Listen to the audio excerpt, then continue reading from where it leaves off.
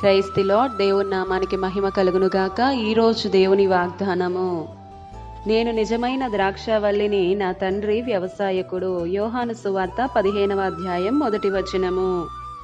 ఈ ఉదయకాలంలో సృష్టికర్త అయిన యేసయ్యే మనతో మాట్లాడుతున్నాడు. నేను నిజమైన ద్రాక్షవల్లిని, నా తండ్రి వ్యవసాయకుడు అని. ఇక్కడ నిజమైన ద్రాక్షవల్లిని అని అంటున్నారు అంటే అబద్ధమైన ద్రాక్షవల్లి కూడా ఉందని అర్థం కదా.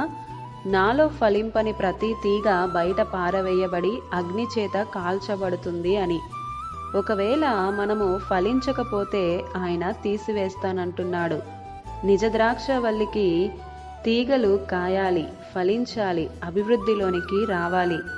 ద్రాక్షవల్లి యేసుక్రీస్తు అయితే తీగలు మనమే. దేవుని బిడ్డలుగా ఉన్న మనము ద్రాక్షవల్లిలోని తీగలం. ఆయనలో ఉన్న మనము ఆయన గుణగణాలను ప్రచురము చేసేవారిగా ఫలించాలి. శరీర కార్యాలను జయించి ఆత్మ ఫలాలను పొందుకోవాలి. ఫలించుట అంటే దీవించుట, ఆశీర్వదింపబడడం అని అనుకుంటారు కొందరు.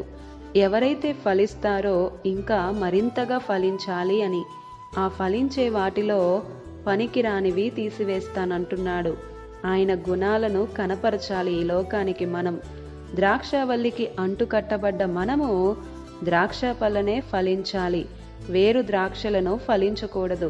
మన ఎదుటివారు ఇట్టే చెప్పేయగలరు, వీరు ద్రాక్షవల్లికి అంటుకట్టబడిన వారు అని. యాపిల్ చెట్టుకు దానిమ్మలు కాయవు కదా, ద్రాక్ష చెట్టుకు ద్రాక్ష పళ్ళే కాస్తాయి. మనము ఫలించాలి.